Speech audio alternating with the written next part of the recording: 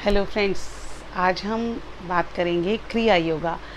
आप लोगों ने बहुत कुछ सुना होगा अगर आप थोड़ा सा भी इसमें रुचि रखते हैं मेडिटेशन वगैरह में, लेकिन उसको शुरू करने से पहले मैंने पाया है कि कुछ गैप है जो जिसने कभी नहीं किया हो या बहुत ज़्यादा टाइम नहीं दिया हो इस चीज़ को, वो गैप को यानी उस चीज़ को दूर करने की मेरा ये छोटा सा एफ़र्ट है, प्रयास है, जिससे कि कोई भी, जैसे कुछ लोग होते हैं जो जानते हैं, कुछ होते हैं जो कर के सीखते हैं, पर कुछ होते हैं जो नहीं जानते कि ये कैसे हो रहा है।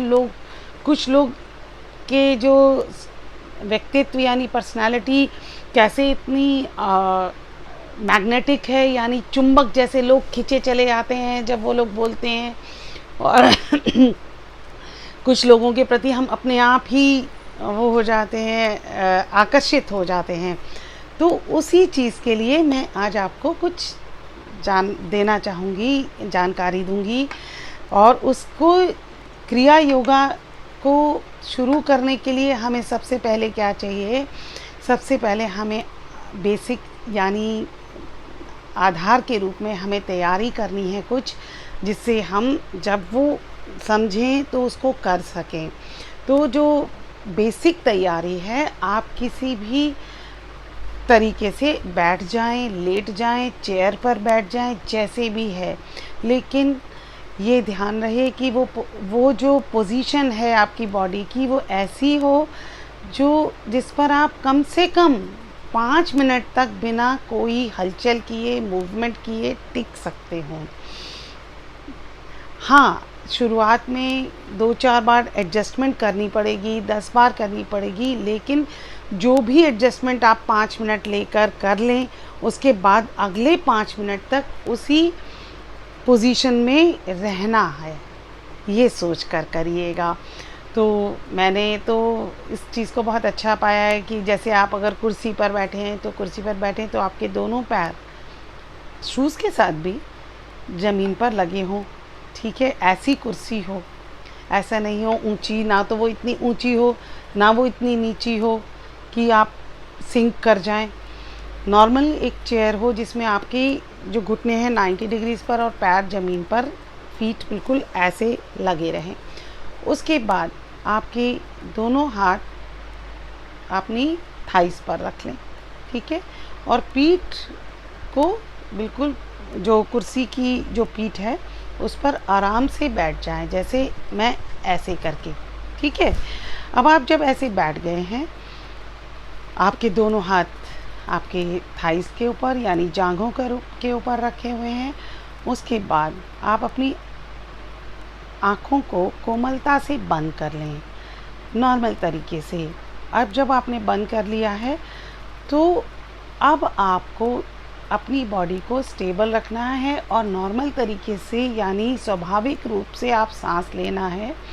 और उस सांस के दौरान भी ये ध्यान रहे कि आपका शरीर जो है बहुत ज़्यादा मूव नहीं करे, यानी हिले नहीं। जैसे अगर आप सांस ले रहे हैं, नो, ये नहीं है। सांस ले रहे हैं लेकिन इतने धीमे और सूक्ष्म तरीके से आपको सांस लेनी है कि वो आपके मूवमेंट जो है यानी हलचल बिल्कुल मिनिमम हो। और जितनी आप कोशिश करेंगे हलचल ना करने की, उतना ही आप अपने अंदर डीप जा सकेंगे। सपोज़ आप ऐसे करते हैं, जैसे ये जो तरीका है, ये बिल्कुल ही सतही तौर पर सांस लेने का तरीका है। गहरी सांस के लिए आपको, अब आप खुद देखेंगे जब आप सांस लीजिए, इस तरीके से पूरे बैठ गए हैं, आप देखेंगे वो जो सांस का जो आवागमन है, इनहेलेशन और एक्सहेलेशन है, वो एकदम सूक्ष्म होता जाता है और आप उसको महसूस कर पाते हैं, ठीक है? और शुरुआत में आप कोशिश करिए कि जिस जगह के में बैठकर आप कर रहे हैं, पहली बात तो उस जगह पर ही अभ्यास करें। एक जगह को आप बिल्कुल निश्चित कर लें दूसरा है कि कोशिश करें कि आपके आसपास वो समय लें जिसमें आसपास आपके शोर नहीं हो, जो आपका अपना समय हो। और अगर लगता है आप ऐसी जगह पर रहते हैं जहां आसपास शोर ही शोर है, तो आप क्या करना है, उस के लिए आपको एक कोई भी सूदिंग म्यूज़िक आप लगा सकते हैं। शुरुआत के लिए सूदिंग म्यूज़िक लगाना अच्छा है, ताकि आपको बाहर की आवाज़ के बजाय वो एक म्यूज़िक सुनाई दे रहा है, और उससे आप जब यूज़ टू हो जाते हैं तो वो आपके लिए कोई मायने नहीं रखता, उसकी आवाज़ आपको कुछ भी नहीं करती। लेकिन जब आप बैठना सीख जाएं और अपनी सांस को देख पाएँ, यानी सांस पर ध्यान दे पाएँ, तो एक हफ्ते में या 1 वीक या 7 डेज़ में आप उस म्यूज़िक को बंद करके आप सांस पर ध्यान देना सीखिए। जब आपने ये देखा कि आप सांस पर ध्यान दे रहे हैं, कहाँ से आपकी सांस अंदर आ रही है, कहाँ से बाहर जा रही है, सिर्फ इस पर ध्यान देना है। सांस पर ध्यान देने के बाद ये खूब अच्छे से अभ्यास करना है। 1 हफ्ता 7 दिन से लेके आपका ये अभ्यास 40 दिन भी हो सकता है। आप ये खुद तय करेंगे कि आपको कितना टाइम लगेगा। और शुरुआती दौर में अगर आप सिर्फ 1 मिनट, 2 मिनट, 5 मिनट कर सकें, कोई जल्दबाज़ी नहीं है, क्योंकि जल्दबाज़ी आप कर ही नहीं सकते, फिर आप कहीं ना कहीं कोई ना कोई चीज़ छोड़ देंगे। तो आपका अपना मन है, अपना शरीर है, अपना टाइम है, आपने देखना है। तो जब आप सांस पर ध्यान देना पूरी तरह से सीख जाते हैं, इन्हेलेशन एक्सहेलेशन जब आप सीख जाते हैं, उसके बाद अब आपको क्या करना है, इन्हेलेशन और एक्सहेलेशन के बीच में एक गैप होता है, छोटा सा गैप होता है शुरुआत में। उस गैप पर ध्यान देना आप शुरू कर दीजिए। जब उस गैप पर आप ध्यान दे पाएँ और समझ पाएँ, वो गैप आपका फोकस बन जाएगा और वो आपके फोकस को और ज़्यादा मजबूत बनाएगा और ज़्यादा सूक्ष्म बनाएगा। जब आप उस पर ध्यान देना सीख जाते हैं, उसके बाद आपको क्या करना है, आप अपनी रीढ़ की यानी बैक की जो टेल बोन है, बिल्कुल रूट है, उस पर ध्यान दीजिए। इनहेल करते समय और एक्सहेल करते समय और बीच के गैप के समय आपको गैप पर ध्यान देना है, जैसे मैं आपको बताती हूँ। जब इनहेल करेंगे तो आपका ध्यान उसी टिप पर रहेगा, बिल्कुल root of the backbone, spine, रीढ़ की हड्डी के रूट पर रहेगा। फिर उसके बाद जब आप एक्सहेल करेंगे, फिर उसी पर ध्यान जाएगा। धीरे धीरे ये जो आपका ध्यान है, जब इनहेलेशन का जब बढ़ता जाएगा, तो आप उससे ऊपर भी क्लैरिटी ले पाएंगे। शुरुआत में जो आपका यहाँ पर जैसे ध्यान है, वो उसके बाद आप ध्यान छूट जाएगा, और वो बिल्कुल ही स्वाभाविक है।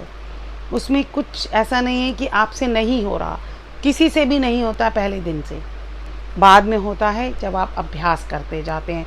जब आपने रूट पर ध्यान दिया, फिर कुछ दिनों बाद आप देखेंगे वो रूट के अलावा थोड़ा सा ध्यान आपका यहाँ पहुँच गया, ठीक है, लंबर तक पहुँच गया, टेल बोन तक पहुँच गया। उसके बाद आपका ध्यान जैसे जैसे ये चैनल खुलते जाएंगे, इसमें जैसे जैसे ये चैनल्स खुलेंगे, वैसे वैसे क्या होगा, ये एनर्जी के जो पॉइंट्स हैं, यानी ऊर्जा के जो स्रोत हैं, खुलते जाएंगे। वैसे वैसे आपकी सांस स्मूथ होती जाएगी, और जैसे जैसे स्मूथ होगी, आपका ध्यान की अवधि भी बढ़ेगी, और ये फोकस का जो एरिया है वो भी बढ़ता जाएगा। धीरे धीरे आपका ये ध्यान पूरी तरह से पीछे से आते आते आप इसको यहाँ पर ला सकेंगे। फिर एक समय आएगा, दिस इज़ आज्ञा चक्रा, ठीक है। अब इस आज्ञा चक्रा पर ध्यान देने के बाद काफ़ी, मैं आपको ज़रूर छोटे में इसलिए बता रही हूँ ताकि आपको पता रहे कि आप, हो सकता है आपका ध्यान नेचुरल तरीके से थोड़ा सा ज़्यादा हो, तो आप पूरा कर सकें, है ना। तो क्योंकि कनेक्टिविटी कहीं लूज़ कर जाएगी तो आपको दिक्कत होगी। तो आपकी जो वो है, मतलब फाइनल है, वो यहाँ तक आएगा, जिसको सहस्त्रधार चक्र कहते हैं। और यहाँ से आप सांस ऐसे ली, फिर ऐसे छोड़ी, ये चैनल्स खुलते जाएंगे। और जैसे जैसे आप देखेंगे, आप चैनल्स खुलते जाएंगे, आपके अंदर स्वाभाविक रूप से एक कामनेस आती जाएगी। और जितना ज़्यादा आप अपने आप में फोकस करना या अपने अंतरात्मा को देखना सीख जाएंगे, वैसे ही आपके अंदर, जैसे हम कहते हैं ना, कस्तूरी जो होती है मृग की नाभि में होती है, लेकिन वो इधर उधर खुशियाँ ढूंढता है। तो वो जो कस्तूरी का अनुभव करना, उस कस्तूरी को महसूस करना, इस क्रिया योग का पहला बेसिक यानी मूल तरीका है। क्रिया योग का सबसे पहला जो फ़ायदा है, बेनिफिट है, उस जॉय से कनेक्ट करना जो कि एटर्नल है। और क्योंकि इस समय लॉकडाउन की स्थिति है और आप लोग बाहर नहीं जा सकते, ये एक समय है, एक ऐसी अपॉर्चुनिटी है जिसको आप अवेल करिए, जिससे आप जब खुलेगा तो आप एक वाइज़र, ये नहीं कि अरे जल्दी से भागते हैं, नहीं, आप एक काम तरीके से आप खुद को समझना सीख जाएंगे। मेरा ऐसा आप सभी से अनुरोध है, रोज़ प्रैक्टिस करिए। हो सकता है आपको 1 महीने में पूरा चैनल्स खुल जाए, हो सकता है आपके अंदर इतने ज़्यादा कंडीशनिंग नहीं हो, टॉक्सिन्स नहीं हो सकता है आपको 1 साल लगे, पर जहाँ पर भी हैं वहाँ से शुरुआत तो करिए। Thank you.